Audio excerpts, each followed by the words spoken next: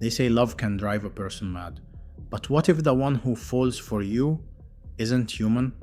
For centuries, stories have whispered about a being from the unseen world, a jinn, becoming infatuated with a person. Not a fairy tale romance, a haunting.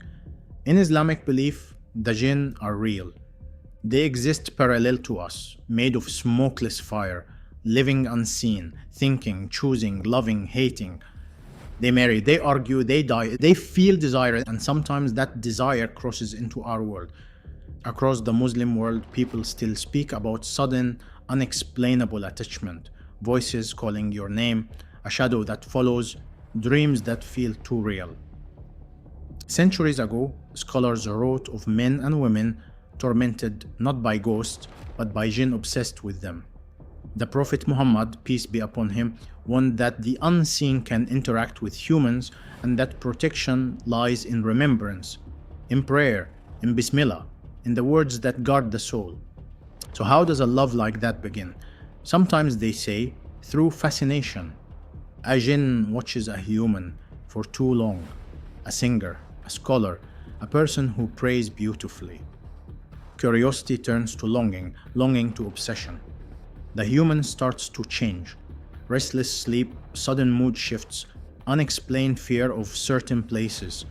Doctors see anxiety, imams see possession. Science calls it one thing, faith calls it another. In older texts, you find chilling accounts. A man who would hear footsteps beside him, though he walked alone. A woman who dreamt of the same stranger every night until she woke with bruises shaped like hands. These stories aren't proof, but they are reminders that not every presence we feel is ours to understand. Islam teaches that the worlds of men and jinn were never meant to merge. Crossing that boundary brings only chaos.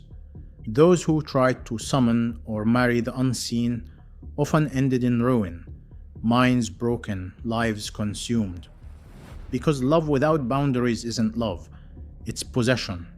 The Quran says, "Indeed, he and his tribe see you from where you do not see them."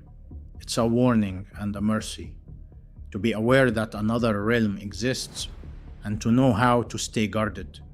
If you ever feel something unseen tugging at your peace, remember the simplest protection.